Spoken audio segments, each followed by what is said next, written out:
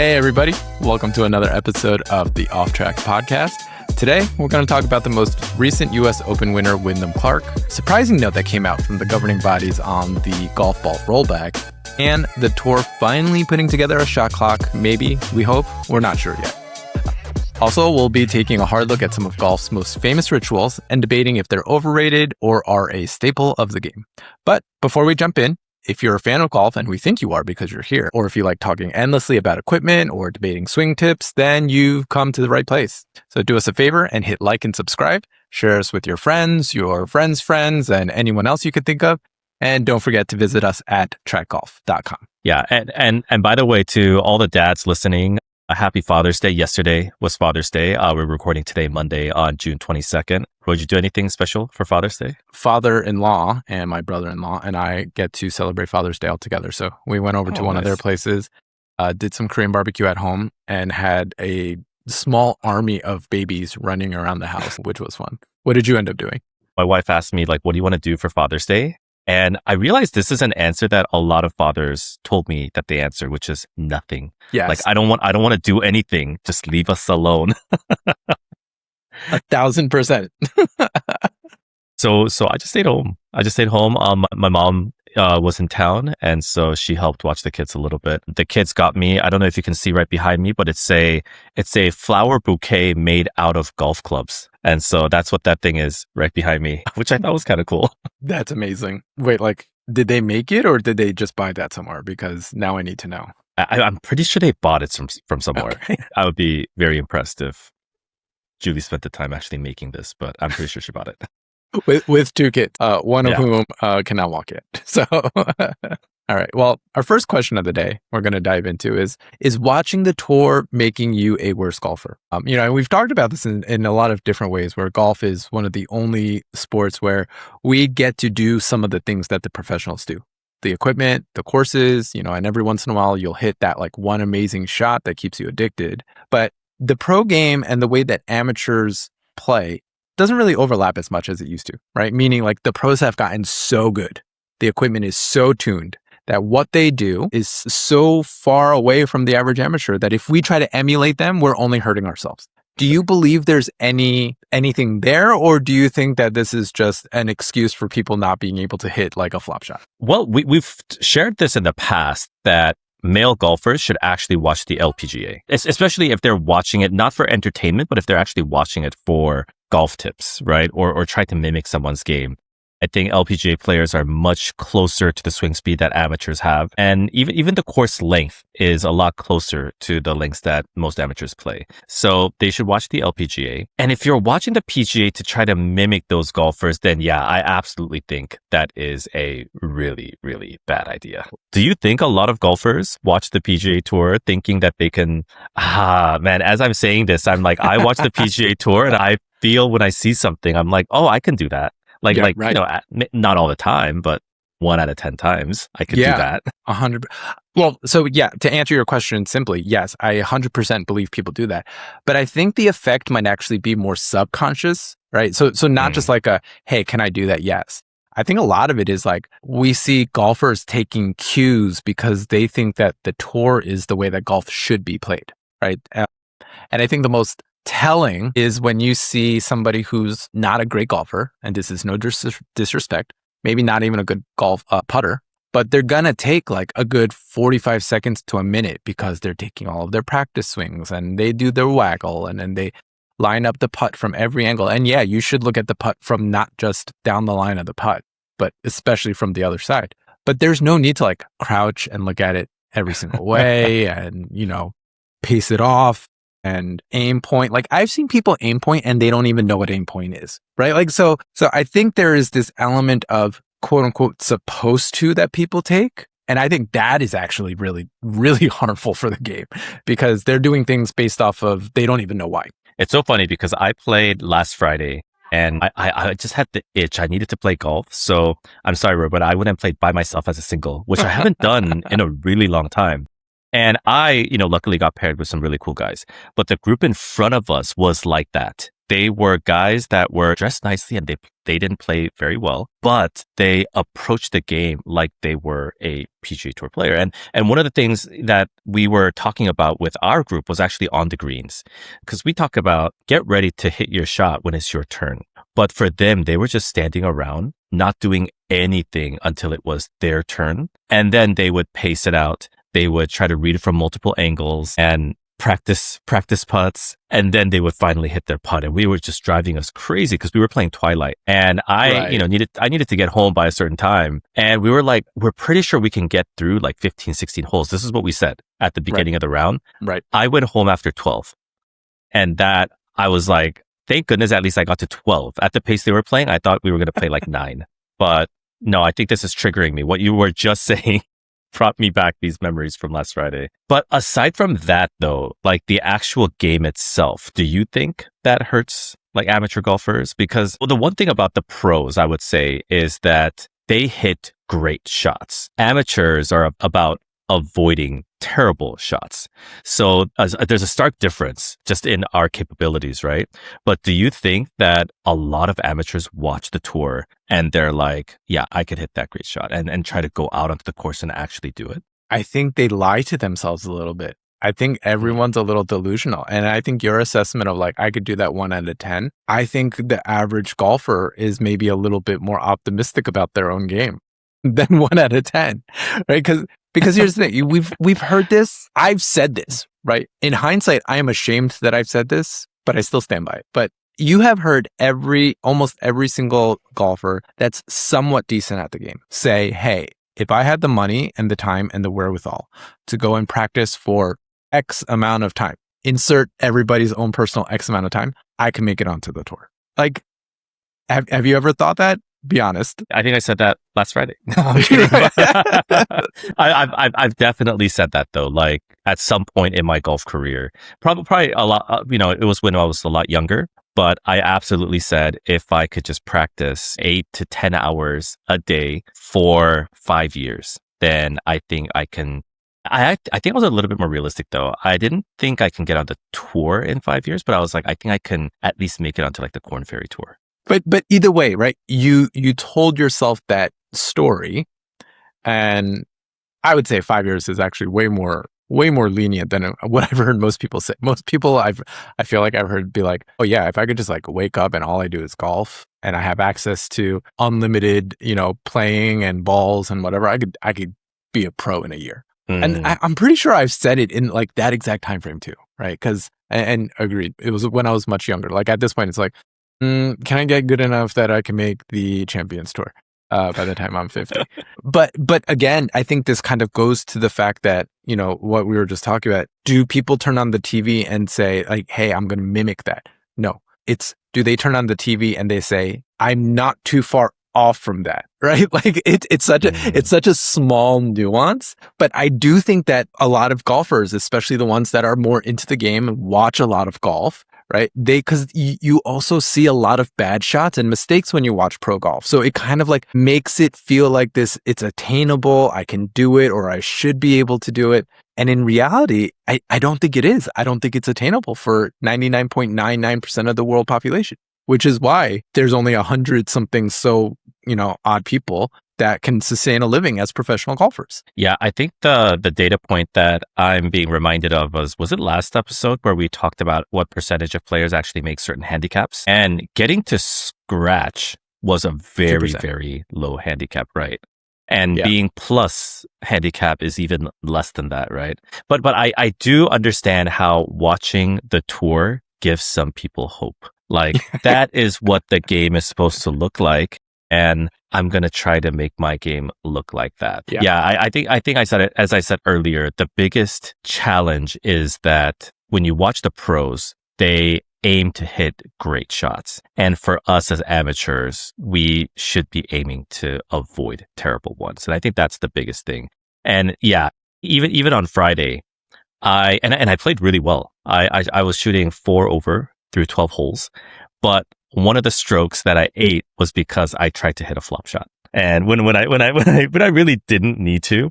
Roy, I played Rio, and there's that kind of, it's not that long, but it's like a 180 yard par 3 with water on the right side. I think it's like hole like 7. And I hit it pin high, but to the left. And there wasn't a lot of grass between me or a lot of green between me and the hole. So I was like, if this is a good flop shot, then it will land and maybe just roll 1 or 2 and I'll have like my par putt. And of course, I don't hit it that way. And the grass was too tall. And so the ball literally went like 5 inches. And then I was like, screw this. So I did that shot where I make the toe on the ground. I lift up the heel and you just chip it kind of like you're putting. And that got it to like 3 feet. And then I sank the putt and I bogeyed that hole.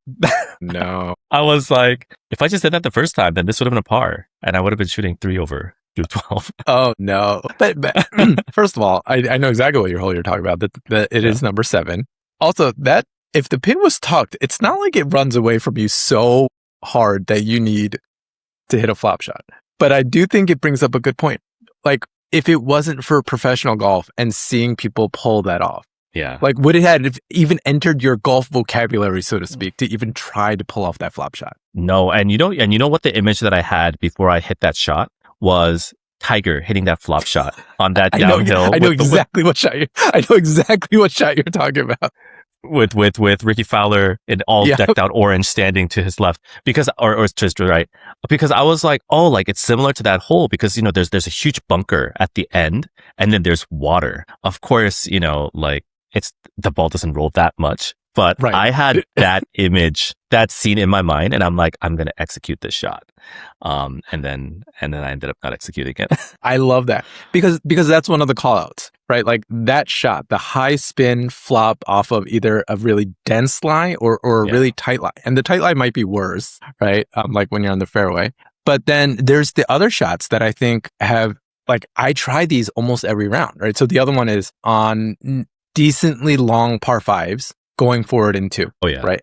And I don't mean like, hey, I hit a bomb drive and I could hit like a 5 or even a 4 iron. I mean, like, it's got to be like bombed drive and I nail a 3 wood or a 5 wood, you know, and that's the only chance that I have of getting it near the green, right? You and I do that probably every single time we have a par 5 like that. Mm-hmm. But realistically, my bet is that if we go back and look at it, it almost never plays out. Like we barely get it on in 2. Yes. I think the only time I don't go for the green on a par 5 is if I have something longer than 260. And so then I'm just like, okay, like now it's a pipe dream. There's no way for me to get it on the green. But anything under 260, I'm like, I could do this. And the issue though is that, you know, we've also done it 1 out of 10 times. And so this could be that 1 out of 10 times. I actually had a very interesting question. It was, you know, every time you go 4-2 on a par 5, how many eagles have you actually hit versus how many have you doubled? And if we go back, I don't know if you know off the top of your head, but the number of times I've eagled is actually very few. Like I've absolutely done it, but it's very rare. The amount of times that I've actually hit double, I think, is significantly really high. More. Yeah. Right. Uncountable. I know how many eagles that I've gotten off of getting on in 2 off of a par 5. 0. Because I know how many eagles, I don't know exactly how many eagles, right? It's not that many, but I have more eagles from driving the green on a par 4 and 1 putting than I do from getting on in 2 on a par 5. Because I don't know why I know this. It's my success rate of getting on in 2 on a par 5 is the long ones, right? Where we're, like you said, where it's like 240 to 260 on your second shot. It's just so phenomenally low that I don't, like, I could probably count in my golf career, and I've been playing for a very long time. I could probably count on like 2 hands the number of times I've done it and successfully converted, right? When I say successfully converted, I mean 2 putt for a birdie, right? So yeah, not a good look for me. Not something that I should realistically ever try to do. You know, but the thing that is really addicting, especially for us, because both of us are, you know, longer hitters, is that maybe the number of eagles is not that high, but if you get it on the green in 2, the chance of you hitting birdie is really high. And I actually hit birdie on, it was hole 3, which is actually the tougher of the par 5s at Rio. Yeah, it's the long one. Yeah, and I got on in 2, and then I 2 putted for birdie. That was my only birdie of the day. And so the fact that getting on in 2 is doable for us, I think makes it very difficult for us to not try. Especially in a course like, Rio, where there is no, they have bunkers protecting the greens, but the greens are also so big that you can get out and still, successfully score. So at Rio, like the par 5s for me are scoring holes. So I absolutely have to go for it. But there are some courses where I probably should not be going for it. Yeah. What hole is that? 15 is probably the only one that it's not realistically a guarantee, because that's the one where dog legs around the trees, right? Yeah. And the green is like hidden, right? So yes. Not only is your second shot long, it has to be like a towering over really huge trees, or you have to draw it around them. But yeah, so I would agree with you. The only time that I've hit that green in 2 is when I pull hooked my drive, gotten onto the different fairway, and then you kind of cut across over the trees. So unconventional green in regulation. Yeah. So this is a really interesting point, because we're talking about, okay, with the par 5s and we realistically, total distance for your driver, carry and roll, you're in the 290 range? Yeah. Average? 290. Yeah. I average around 285 to 290 carry. Right. And so sometimes, depending on conditions, it'll roll out. Sometimes it'll just stick. So let's call it you're in the 290s, right? Average carry roll. I would say I'm probably 280s, because every once in a while I'll beat you, but more often than not, you're longer than I am. I don't know. With your new driver, who knows? But for the average person, right? Which is what are we saying? Like 220 drive? Like, let's give them a little bit more. Let's 230, 235, 240, 240. 240. Yeah. Okay. Yeah. 240. And it's not like, again, the courses we play here are not phenomenally long. And most people that we see are playing from the same tee boxes that we are, right? We're not playing, some obnoxious and going to like quote unquote pros tees. Right? The equation's different. Is if your drive is 240 and we say we have like 260 left to the green, they have no chance, right? Like the math doesn't work, right? So I would say that just comes back to like, there's not really anything to mimic there. Like they can't even try to do it, right? So at that point, they should never even pull out a 3-wood for their second shot or whatever their longest club is, right? It should actually just be like work backwards. Even if you have 260, 270 left, that's a 5-iron and a wedge, right?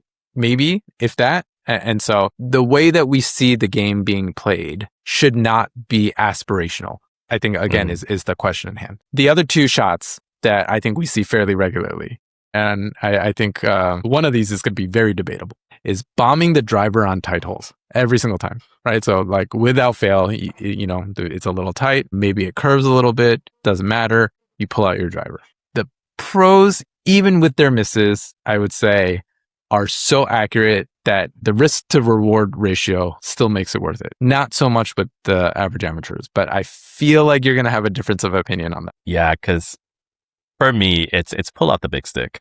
Because if you, I guess it depends, on the handicap and your skill level, but it's about, especially in the higher handicaps, it's about advancing the ball. And if you are not going to hit your driver well, it will still advance better than if you were going to hit a 5-iron. Like, especially if you're like an 18, 20 handicap, right?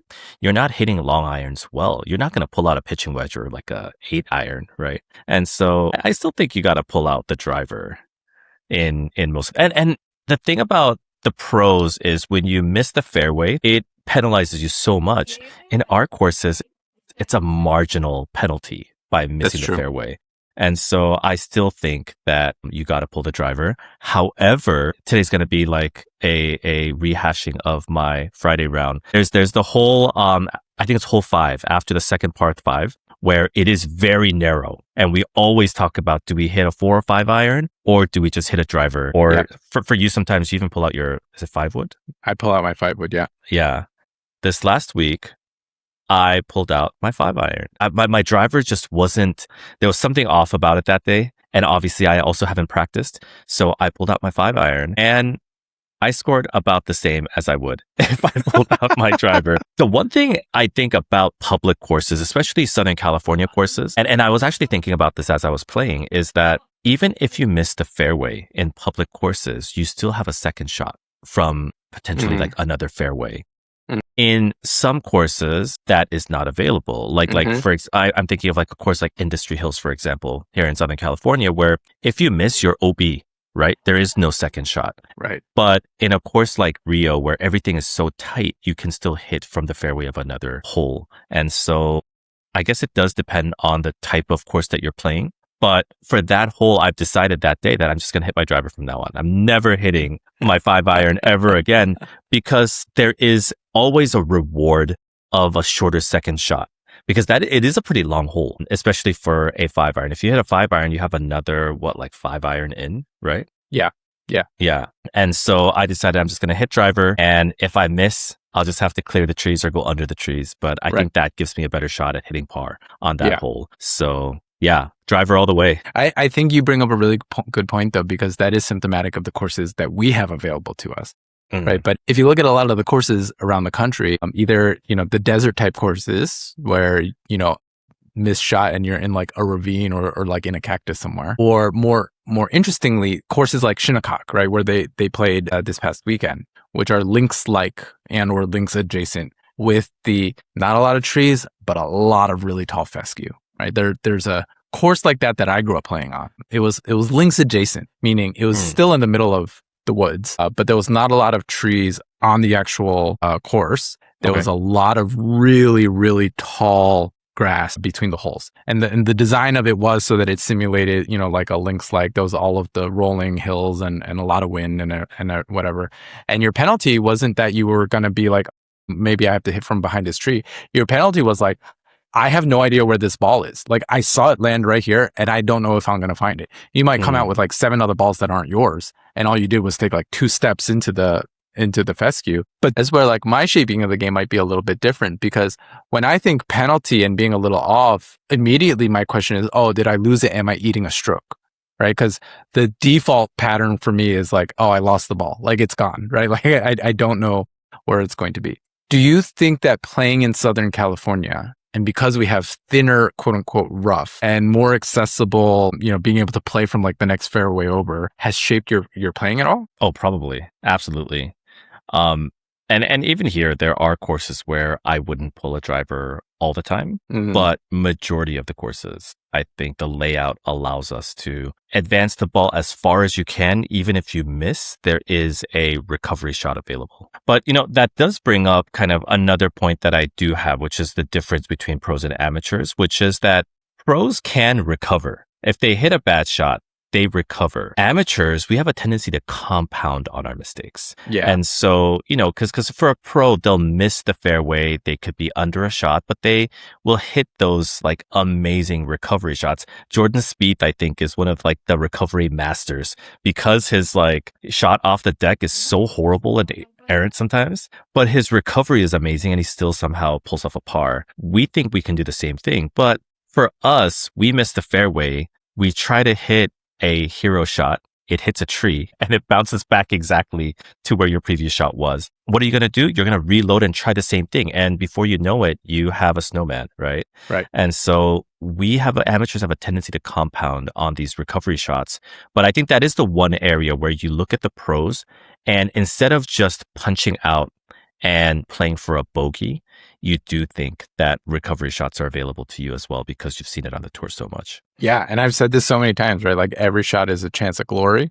But I think what makes it worse is like, the more mistakes you compound, the worse it's getting, but the more you think there will be glory at the end of it, right? It's like, oh, well, that didn't work. Well, if I sink this one, well, then I still get in for a bogey, but it will be the most amazing bogey ever, right? So it's like you start believing like disproportionate payoff and what is actually reasonable. So I agree with you. Like, the compounding error and how it gets worse is just, it's never worth it, but I feel like we always try to make it worth it. Yeah. And one of the gentlemen that I played with, this was actually his shot. Like, he went under the tree. He tried to hit something and it hit off a branch and it literally came right back. You would think the thing that makes sense is you tried it once and you failed. So now you're just going to chip it out, into the fairway, which is right next to you, instead of trying to hit and advance the ball. But he shot the same shot again and it hit a branch again. And it ended up only going like 15 feet.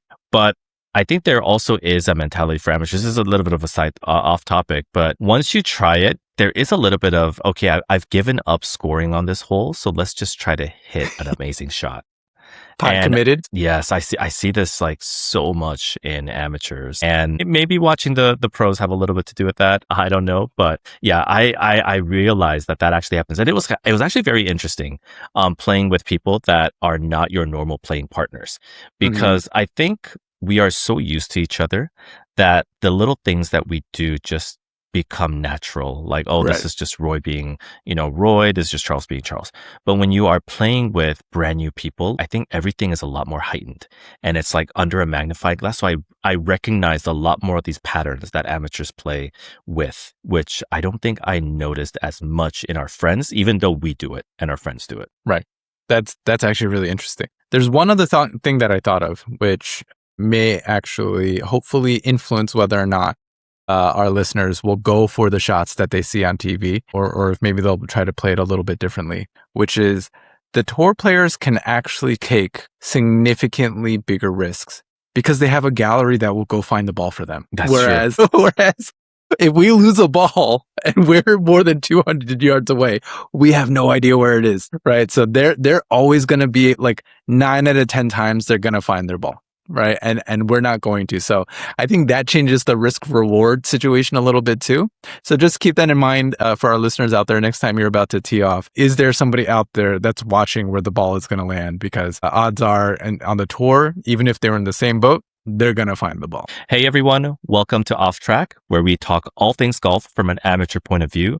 I'm Charles. That's Roy. We're two golf-obsessed tech guys building our own golf startup, while simultaneously trying to improve our own golf game. If you've enjoyed the episode so far, make sure to click subscribe on YouTube, Spotify, or Apple Podcasts, and share us with your friends. It really helps us do what we do. And follow us on Instagram and TikTok for more content between episodes. All right. In this week's current events in golf, congratulations to Wyndham Clark, who won his second major, getting the U.S. Open wire to wire. What was really interesting, did you watch much of the US Open, or how much of it did you watch? Okay, I watched a little bit, and I also caught the highlights.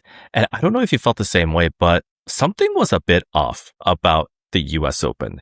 And I don't know if it's because it's in New York and, the Knicks just won the NBA Finals, and so they're, a little bit tired from all that celebrating. I don't know if it's, the World Cup, which obviously a lot of fans and people are paying attention to. So maybe the New Yorkers were just like, hey, like I don't have to go to this US Open because there's two other sporting events that is very New York centric. But I don't know. I just felt like the juice wasn't there. There were some controversial crowd reactions, but I just felt like, yeah, something was a little bit off about this US Open. Yeah, I was watching it because my folks were in town.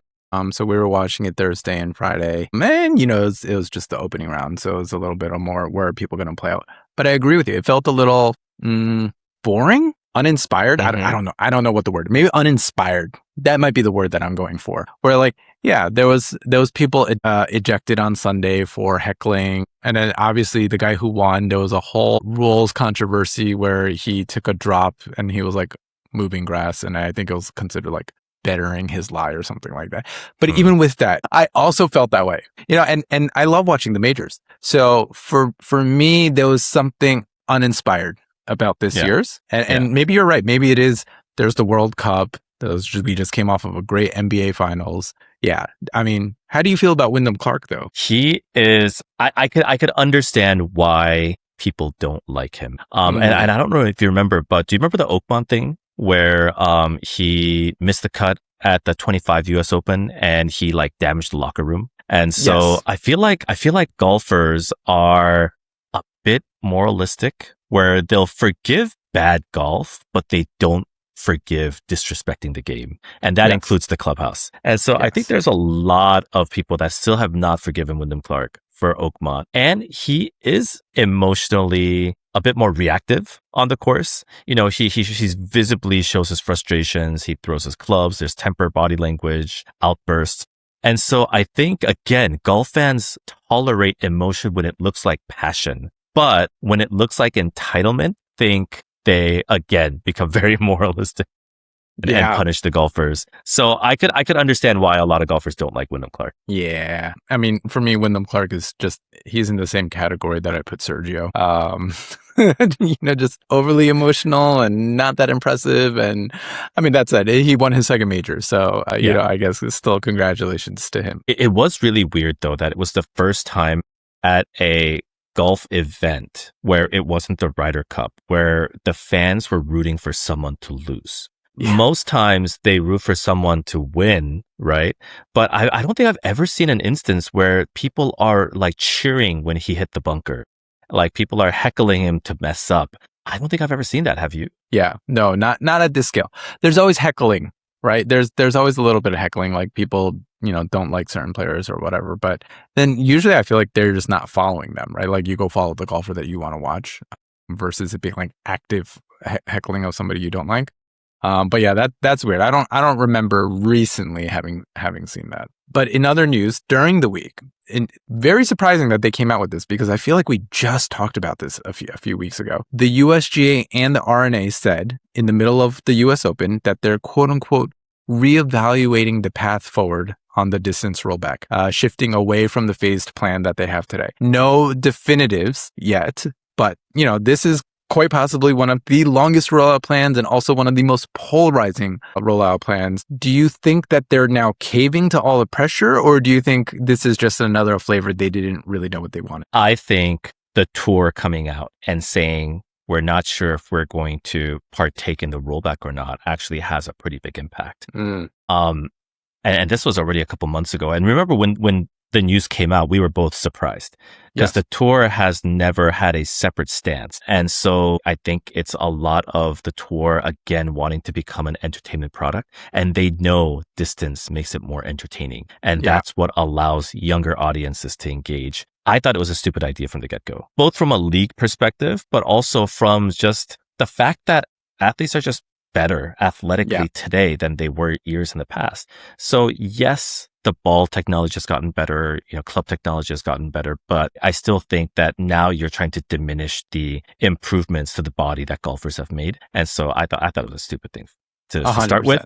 And I don't think that it's actually going to happen. Oh, you think they're going to get rid of the roll? Yeah, I think they're going to turn more to making course conditions more difficult, which is what I've been advocating for, right? I think they're going to go that route. The new CEO of the PGA Tour and I think agree on a lot of things. I mean, I think you're him. I think you're just secretly him. So yeah, I think they're going to make course conditions more difficult. So hitting fairways has a lot more premium, but I don't think they're going to roll the ball back. Yeah, I would agree. I think they are trying to make it more of that entertainment type of sports product that we're used to. Right. And this kind of shows with our last thing that has come out, which is for 2026, the Korn Ferry Tour, right? So the minor leagues, so to speak, of the PGA, started handing out actual stroke penalties for slow play, right? And so what now they're saying that they're going to do is potentially put pace of play statistics and make them available publicly. Right. So I think it's actually posting round times. So this is akin to kind of like what baseball did a few years ago, right? So this is the equivalent of like, there may not be a shot clock, but we are now going to start seeing how slow some of these players are. The inevitable next step is, well, once we know it, once it's quantified, it's no longer a feeling of who is slow versus not slow. It is, well, now there is going to be a systematic way to start dealing out penalty strokes. Do you think this is a good move? Or do you think this is cool, you should have done this like 30 years ago kind of a thing? Yeah. Again, to the hate that I got on YouTube, I think there has to be a swing clock. And I feel like this is kind of like you said, an in-between. It's almost a passive aggressive way of them saying, hey, we know you're slow. We're going to put pressure on you by clocking you and making it public. So fix it yourself. But unless there is actual penalties, like, is that really going to do anything? Right. By putting it on there. And especially today where golfers, every golfer spends so much money on like sports psychologists to mute all that outside noise. I don't think simply publishing how long it takes for you to play around is going to do anything. No. So it seems like it's a passive aggressive way, but until they actually become aggressive and put a swing clock, I don't think it's going to change anything. Yeah. I mean, I would love to see it but I'm not even sure how they would enforce it. Just because there are, and going back to our first subject, right? Like those people that watch professionals that take forever and think that it's within their right to do the same, right? Whereas we've always said, if you're gonna be bad fast, right? So no, this will be interesting to see how far they take this, because I definitely don't think this is going to be the last that we hear of this one. Okay, but kind of tying into our first segment, if there is a swing clock and you see pros playing a lot quicker, do you actually think that will have an impact on the amateur game? Eventually. Oh, you think so? I think eventually, because if you think about it, it's like you see the people doing the waggle, right? Or the stepping off, or the reading it from any number of different angles. Yeah, I think there are a small handful of people that like, okay, maybe there is something meaningful to them, right? Like that is a routine that they've built. But I'm going to play from the other side, where eventually, if we start seeing golf be a faster paced because there's some sort of shot clock, there will be less patience for people to be like, oh my God, he's taking forever, right? And I feel like people in your own foursome will start heckling you and pushing you forward.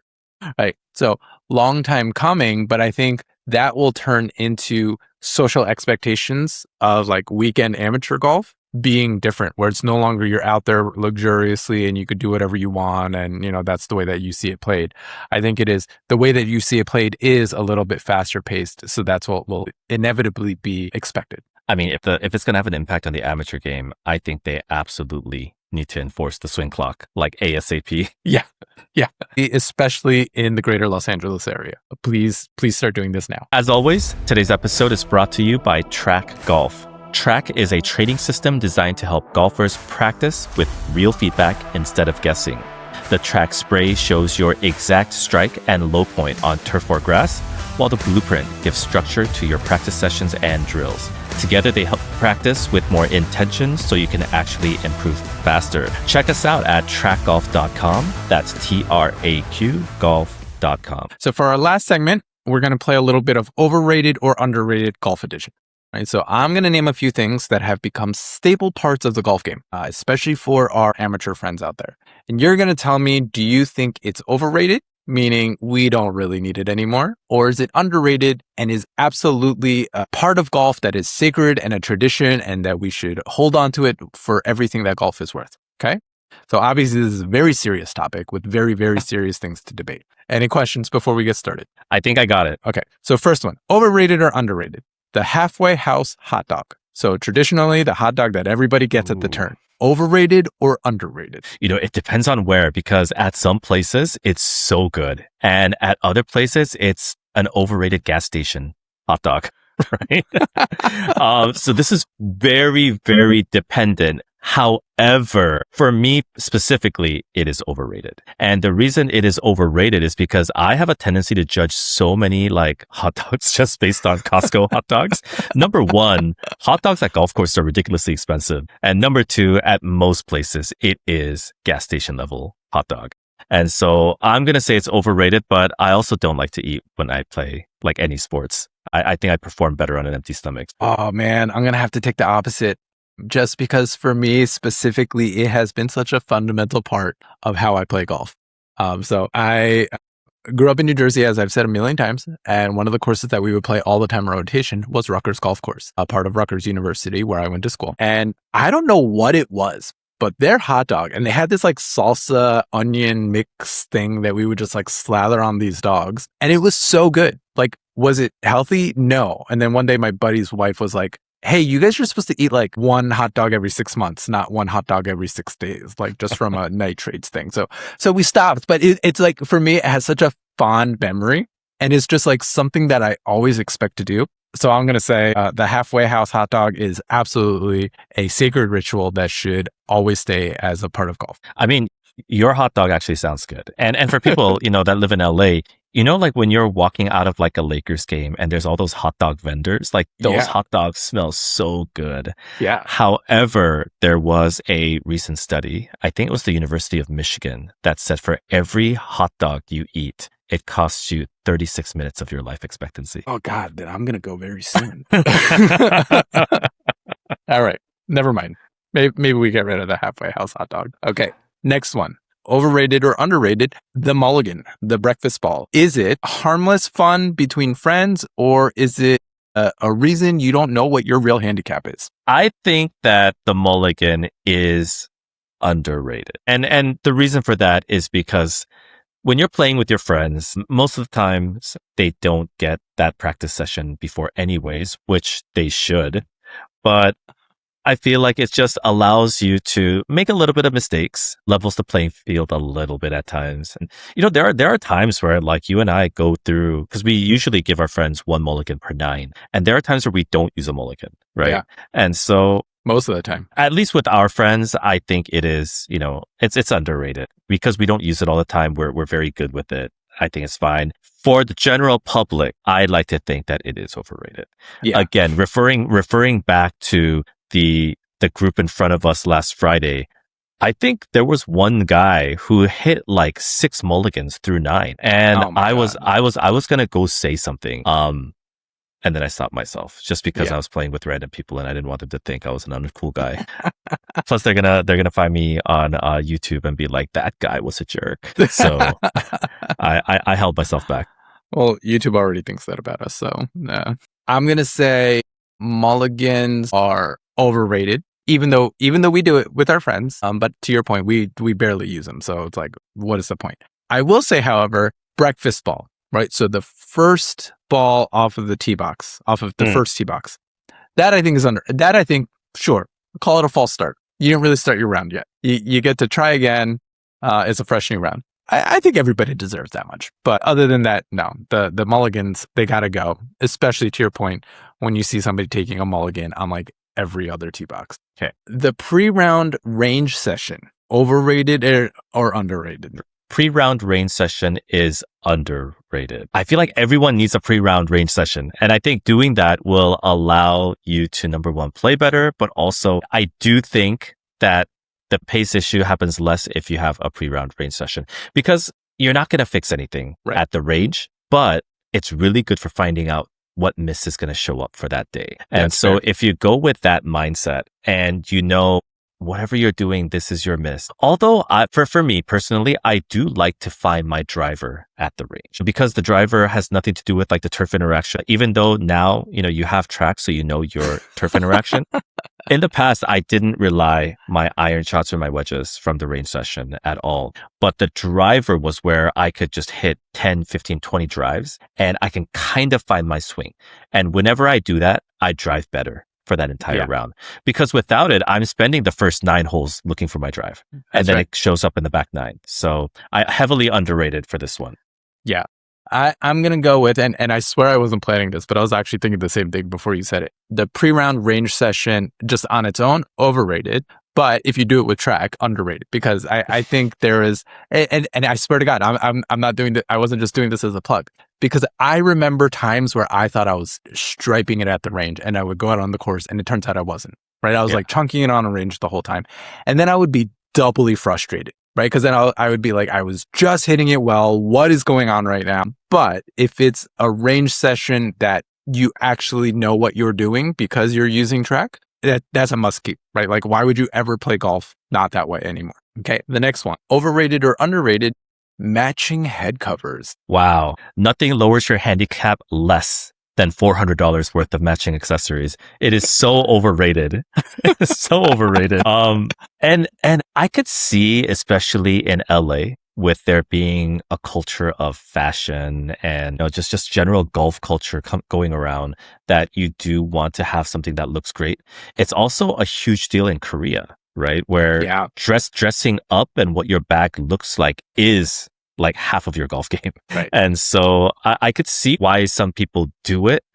But for me, you go to golf to play the sport, and matching head covers just tells me you're a 19 handicapper who likes to look like a staff player. Like it has no bearing on how well you're going to play that day. Heavily overrated for me. Yeah. I think to your point around here, especially, I feel like if we're like at Griffith, you see this person a lot, right? It's like the vessel bag with the matching head covers and the all Malbon outfit. And, they look like they bought everything off of a golf catalog, right? Like versus like the guy with the old beat up Titleist bag with the clubs are really nice, but like, yeah, everything else is a little like ragged or whatever. Like, you know, that person's going to go out there and shoot like a sub 10 score or whatever. Like, I would say, if nothing else, this is peacocking at its finest. Overrated. Don't need it. Focus on your game. Yeah. Okay. Next one. Overrated or underrated. Conceding putts inside 3 feet. Is it sportsmanship, or is it you guys are just being a little too generous with your own friends? If it was up to me, there actually would be no gimme putts. And so for me, I think it's overrated. I actually think that when we play, especially with our friends, we should not be giving any putts, because I know that there are 2-footers, 3-footers that our friends are going to miss. So inside there is this feeling of, I don't want to say this out loud, but I think you're going to miss this putt. So I want to see it. I personally think it's overrated. And, you know, we're not playing an RPG game, right? We're playing a sport. I think you have to see everything. And it's like when you're playing basketball and you get fouled on an N1 and they're like, oh, you don't have to shoot the free throw. We think it's going to go in anyways. Like, no one does that. You still go and shoot the free throw, right? Right. So yeah, overrated for me. I'm going to go with overrated, agreed, with the asterisk of unless you were recently fitted for a lap putter. In which case, yeah, sure. No, those are automatic. Yeah, don't need to see it. I thought you were going to say that, though, if everyone has to put it in, it's going to make the pace slower. It is. So, Absolutely. So I thought that was going to be your reasoning for saying that it's underrated. I thought about that for a second. And I think realistically, you know, again, if I'm being honest with myself and honest about some of the people that we play with, I actually think there's probably like 3 or 4 strokes that they're just not counting, like per round, because they gave themselves a gimme or somebody gave them a gimme that they weren't going to make. Right. And admittedly, like I've done that too, where it's been like, you know, it's like 2 feet away. I'm like, ugh. And then somebody says that's good. I'm like, yep, I'm gonna take that. Like, don't question it, right? Don't question it. Don't touch it. Don't see if you would have made it anyway. But yes, I think the pace of play is absolutely an issue. At this point, though, I don't know. Maybe I'm just resigned that the LA courses are always gonna just take 6 hours, and so whatever. We might as well putt everything out if we're going to be on the course anyway. Now, for pace of play reasons, if they're putting for a bogey or worse, I actually don't mind gimmies. But if you're putting for a birdie, you should put it in. Even for pars, I think for our friends, you should be putting in pars. Oh yeah. Sorry, birdies, eagles, I think goes without saying. Like those are never a gimme. Those have to see the hole. Like unless you're like less than 5 inches from the hole, like that is the only gimme that you get. Okay. And so the last one for today, over or underrated fairways. So actually, let me adjust this on the fly. 3-wood off the deck, right? So arguably one of the hardest shots in golf. Should amateurs do it, or should you not have taken the club out of your bag? I think I hit more fairways off the deck than I do with the tee. You do. So I'm gonna say underrated, because for me the 3-wood is actually a off the deck club for me. I rarely actually hit it from the tee, unless it just perfectly is like this 250 to 260 yard tee shot that I have to hit. So for me, I'm going to say it's underrated. There's nothing in golf that feels cooler than flushing a 3-wood off the deck. Maybe a driver off the deck. Yeah, I was going to say flushing a driver off the deck, but how often do you even attempt that? No. I don't want to mess up my driver. Yeah. I'm going to agree with you. Underrated. Everybody should know how to do it. Right. And realistically, I'm going to argue that if you don't know how to do it, it's because you're hitting your wood slightly wrong. Right. Like it's not that big of a difference from having it, you know, like a 1/4 of an inch up off of a tee. Everybody should learn how to do it. And if you can't, then you're faking your way through your woods anyway. I'm really curious to see how many people actually hit it off the deck versus not, because I would think that most people hit 3-wood off the deck. I think they try, right? But I've often, and this is one of those things, like, I don't know if this is fact or just one of those things that I've heard from, you know, being around golf for a while. I've always heard like 3-wood off the deck is one of the hardest shots that average amateurs have to make, or one of the shots that they don't know how to hit, right? So that, you know, that's why I made this list of like, well, if that's the case, should we even bother, right? Or should we, you know, try something else altogether? Yeah, I was originally thinking that with the fairway wood off the deck, most golfers probably don't hit it well 9 out of 10 times. Yeah. But going back to our first segment, it's that 1 out of 10 times that brings us back to golf anyways. Yeah, it's you have to learn how to hit your fairway, especially a 3 and 5 wood off the deck. Yeah. Or as I've been on the mission for the last few months, or trying to convince my wife, I should say rather, your 7 wood. Absolutely go hit your 7 wood off the... just kidding. Not really. Honey, buy me a 7 wood. Anyway, that's it for today. Thanks everybody for sticking around. And we are a day late, but again, happy belated Father's Day to all of those dads out there. And don't forget to like, subscribe, and follow on your favorite podcast platforms. That would be Instagram, TikTok, and YouTube @TRAQ Golf. That's enough getting off track. May your mulligans be many and your 3 putts be few.